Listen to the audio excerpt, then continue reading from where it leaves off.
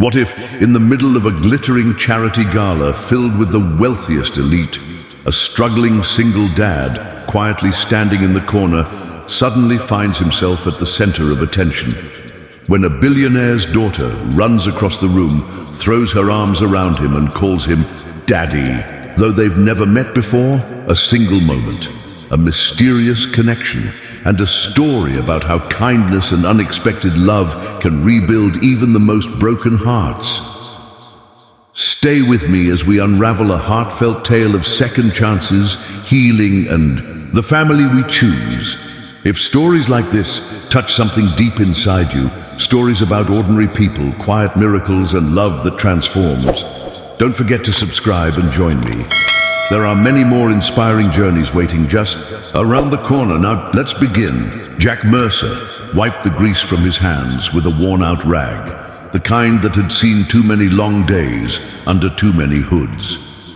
The air inside the garage smelled like motor oil and old rubber, familiar and grounding. Outside, the town of Willow Creek moved at its usual quiet pace. Shops closing early, church bells chiming faintly in the distance, kids riding bicycles down cracked sidewalks. Life here was predictable, sometimes too predictable. He glanced at the clock, 6:45 p.m. Time to close up. Ellie, his 8-year-old daughter, would be waiting for him at home, likely nose-deep in one of her library books, wearing that focused expression he adored. Jack allowed himself a small smile. Ellie was his reason, his anchor in a life that hadn't always been kind. The bell above the garage door jingled. Jack turned to see a man in a sharp suit, clearly out of place among the oil stains and rusty parts.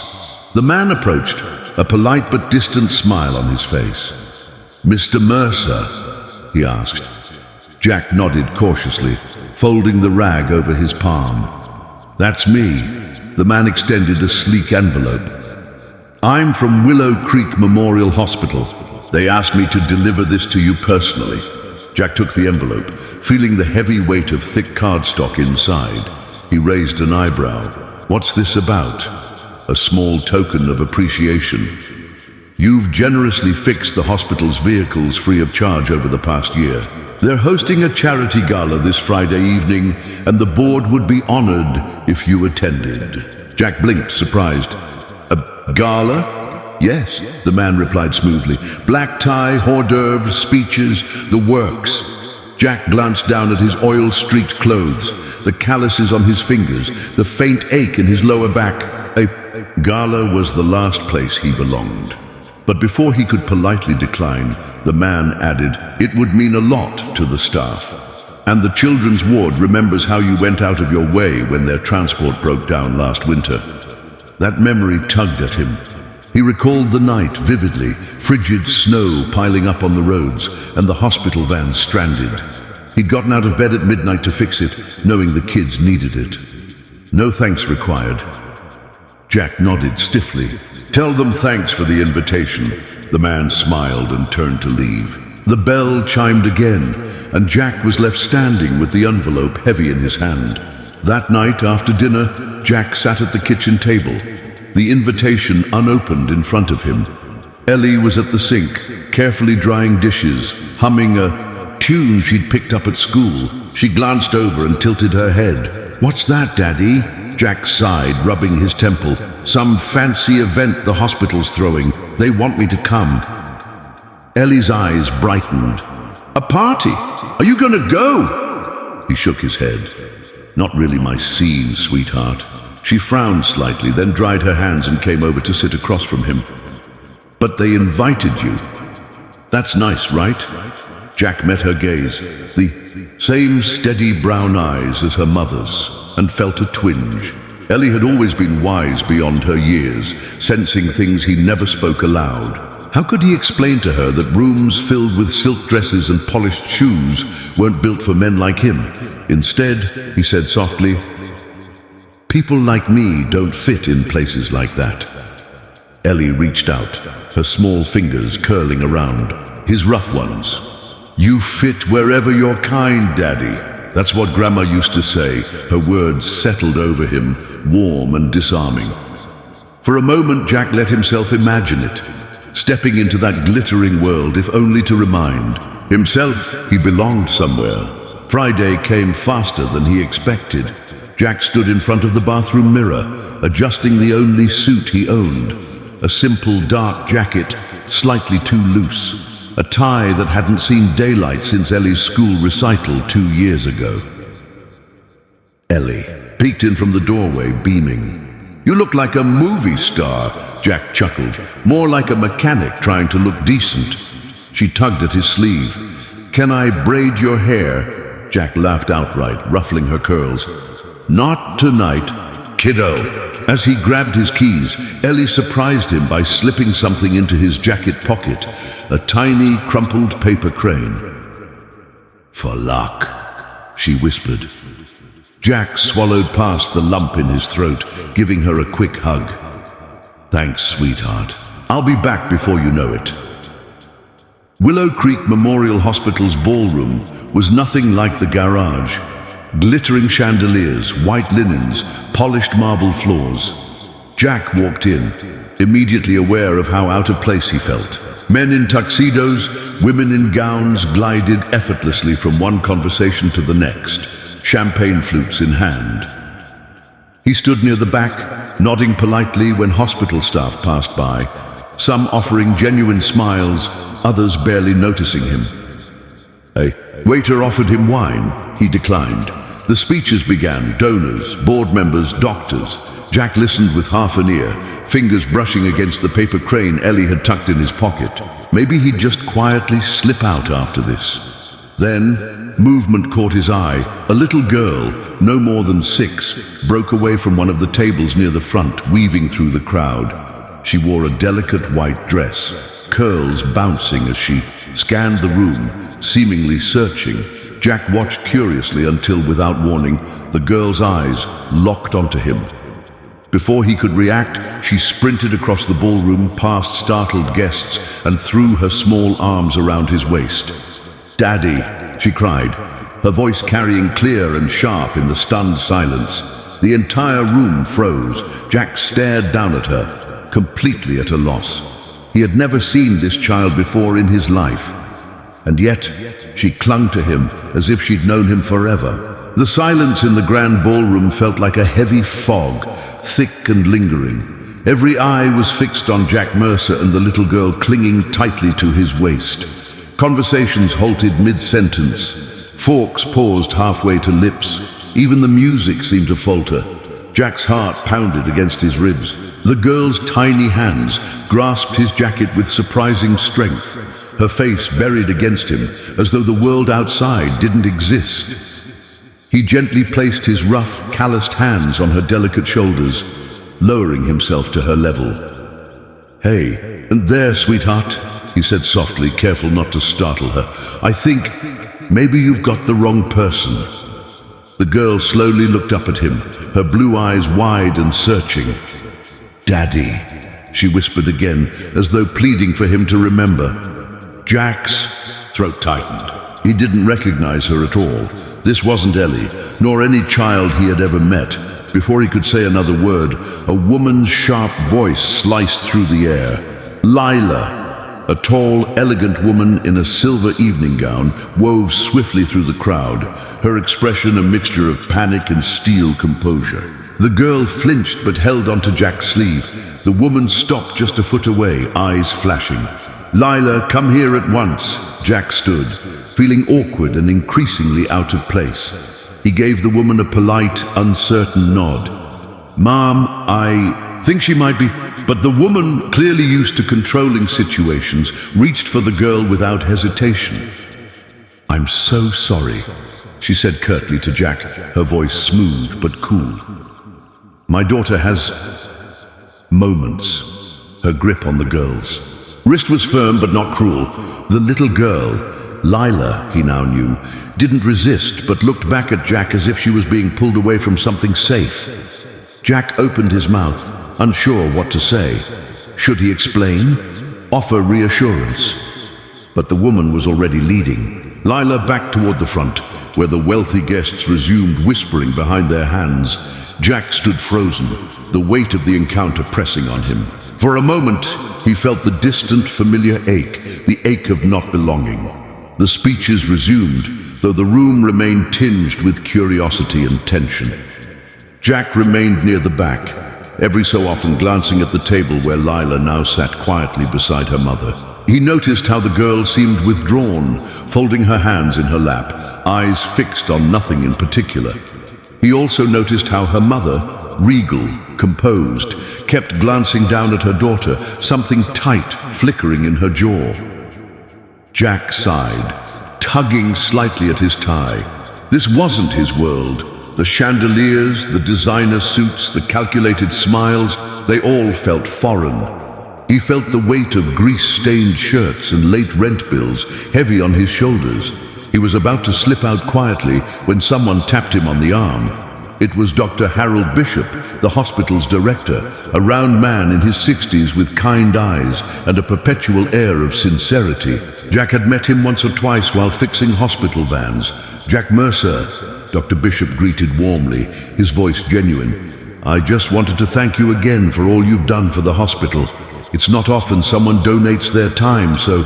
"Freely," Jack offered a modest smile. "It's nothing, just doing what I can." The doctor chuckled. "It's never nothing, especially in a town like Willow Creek. People notice when kindness shows up." He paused, then added more softly, "Quite the moment with Ms. Whitmore's daughter, wasn't it?" Jack rubbed the back of his neck. "Didn't expect that. Poor kid must have been confused." Dr. Bishop's expression grew thoughtful. "Lila's a special little girl, smart but quiet, been through a lot." Jack didn't press further, though curiosity tugged at him. There was something in the way the doctor spoke, a protective fondness, but also something unsaid. Before Jack could reply, the lights above flickered suddenly. Guests murmured, glancing upward. Dr. Bishop frowned. "Ah, must be the breaker again." He muttered, "Excuse me." Jack instinctively followed the doctor as he moved toward the side doors. Old habits died hard. He couldn't help but want to fix things. In the service hallway, a janitor fumbled with the breaker box. Jack stepped forward, offering a quick nod. "Mind if I take a look?" Within minutes, Jack had located the loose connection. He tightened it, tested the switch, and the lights in the ballroom steadied once more. Simple, familiar, the kind of problem he could actually solve. Dr. Bishop smiled. "You've got the touch, Mercer." Jack gave a half smile, wiping his hands on his jacket instinctively. "Just an old habit." As they re-entered the ballroom, Jack caught sight of Lila again. Her gaze flickered to him briefly, tentative, almost hopeful, before her mother spoke quietly to her, redirecting her attention. Jack exhaled slowly. Later that night, back home, Jack tucked Ellie into bed. She yawned, eyes heavy with sleep but curious. "How was the fancy party, Daddy?" Jack thought about the glittering lights, the whispered stares, the elegant woman whose daughter had looked at him like he was her entire world. "It was different," he said finally, brushing her hair back. "Some places feel shiny on the outside, but they're still full of people who need a little fixing." Ellie smiled sleepily, reaching for his hand. "Like cars?" Jack chuckled softly. "Exactly like cars." As she drifted off, Jack sat back, fingers absently rubbing the paper crane she had given him. His mind lingered not on the gala itself, but on the strange, fragile moment when a little girl he'd never met had called him Daddy, like it was the most natural thing in the world. He couldn't shake the feeling that the night had left something undone, something unfinished. The morning after the gala dawned over Willow Creek in soft hues of grey and gold.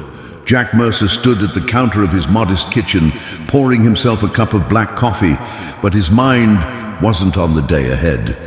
It kept circling back to the little girl at the gala, the way she had looked at him, the desperate way she had called him Daddy in front of the entire room. He could still feel the press of her small arms around his waist. Ellie sat at the table, swinging her legs, munching on a slice of toast. She glanced up, studying his quiet expression. "You're thinking about last night," she said plainly, as only a child could. Jack gave a small shrug. "Guess I am." Ellie wiped crumbs from her lips. "Was it the girl?" His hand paused mid-lift. He looked at her carefully. "Yeah, the girl." Ellie nodded, as if understanding something unspoken. "She must have seen something good in you, Daddy." Jack offered her a faint smile, though the weight in his chest lingered. He couldn't shake the feeling that last night's strange encounter hadn't ended yet. Later that day, while Jack was under the hood of an old Chevy pickup, he heard the familiar crunch of tires on gravel outside the garage. Wiping his hands, he emerged to find a sleek black sedan parked out front, one of those expensive models that didn't belong anywhere near his shop. The driver stepped out first, a suited man with sharp eyes. He moved quickly to open the back door, and Jack's breath caught as Eleanor Whitmore herself stepped out, her posture poised, her expression unreadable.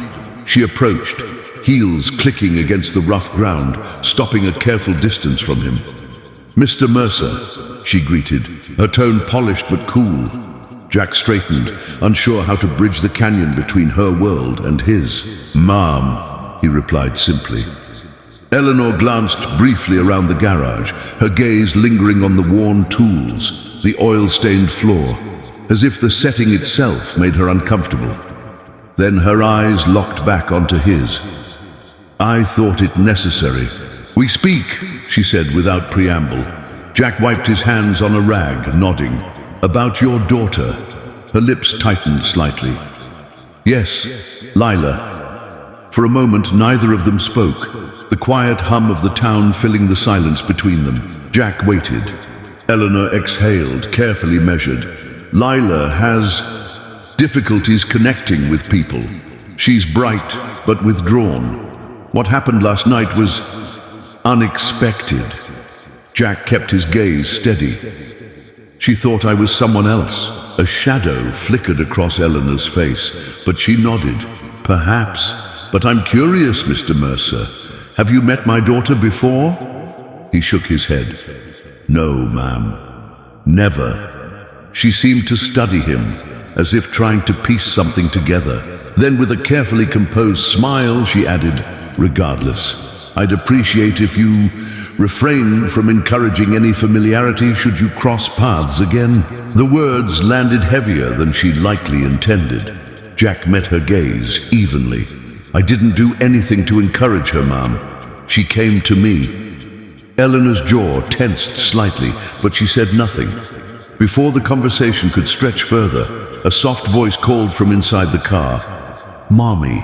Eleanor glanced over her shoulder, and there in the open car door was Lila, small hands gripping the edge of the seat, her wide eyes fixed on Jack.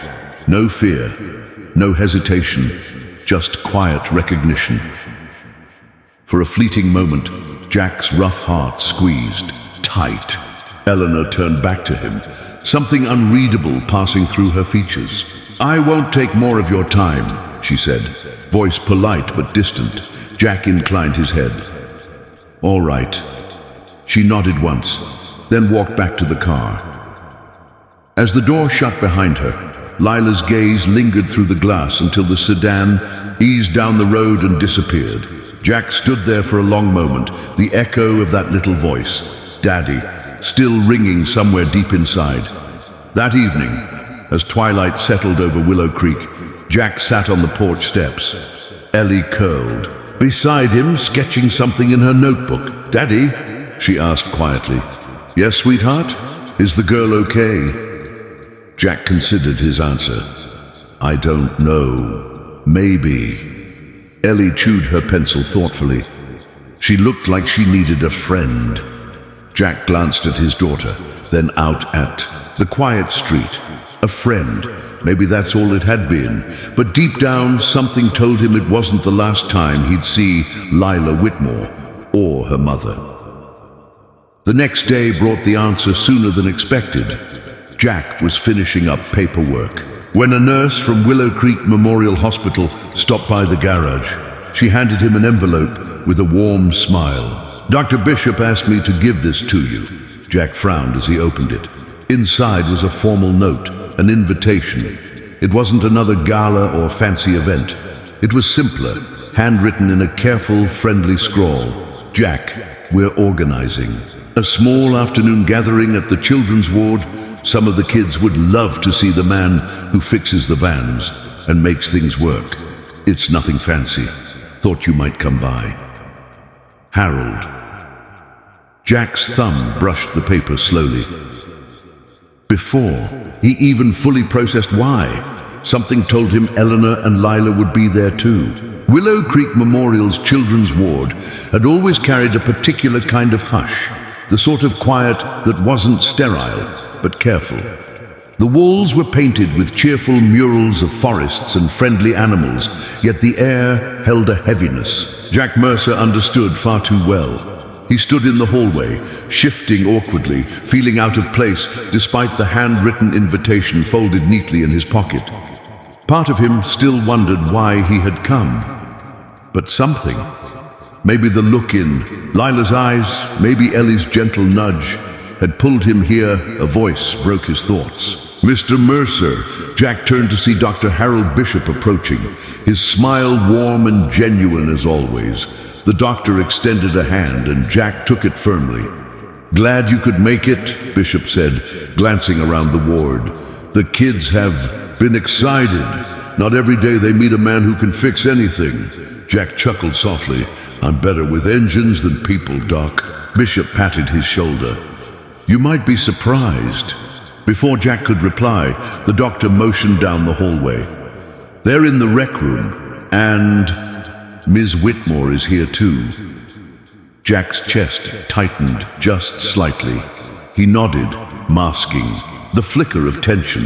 The rec room was bright, sunlight streaming through large windows. A few kids sat in small groups, some coloring, some quietly playing games. Nurses moved gently among them. Near one window stood Eleanor Whitmore, poised as ever, her silver-gray blouse crisp, her expression composed. Beside her sat Lila, legs swinging gently beneath her chair, a book open on her lap but untouched. Jack hesitated at the doorway. Then, as if sensing him, Lila's gaze lifted. Their eyes met. Her face didn't change, no wide smile or gasp, but something softened, the kind of recognition that spoke without words. Before he knew it, Jack found himself walking toward them. Eleanor turned, her face carefully neutral. Mr. Mercer, she greeted, polite but guarded. Ma'am, Jack replied simply, nodding at Lila. Hi there. Lila didn't speak, but slowly she slid off her chair and took a step toward him. Then another. She reached into her pocket, pulling out a small, crumpled piece of paper, a folded paper crane. She held it out to him silently. Jack's chest tightened. He knelt, taking the delicate shape gently from her hands. His rough fingers brushed against hers. Thank you, he murmured, voice soft. Eleanor watched. Something flickering across her face, something close to bewilderment, perhaps even unease. She makes them often, she said quietly, almost as if explaining herself. Folds them when she's unsettled. Jack glanced up, meeting her eyes. Seems like she gives them to people she trusts. Eleanor's lips pressed into a faint line, unreadable. Over the next hour, Jack stayed near the kids, showing a few of them simple tricks with old bolts and screws, how to piece parts together like puzzles. The children watched intently, their faces lighting up when he made a toy car roll with just a twist of his wrist. From across the room, Eleanor observed. She didn't participate, but her eyes rarely left Jack or Lila, who hovered closer and closer to where he worked. Eventually, Jack felt her approach. You're good with them, she said softly, folding her arms. Jack glanced sideways. Kids don't expect much. They just need someone to show up. There was no judgment in his tone, but he noticed the way Eleanor's shoulders tensed slightly, as though the words had landed somewhere deeper. She hesitated, then spoke quieter. Lila doesn't warm up easily. She's particular. Jack gave a small nod. Seems like she sees something familiar. Eleanor's gaze flickered toward Lila,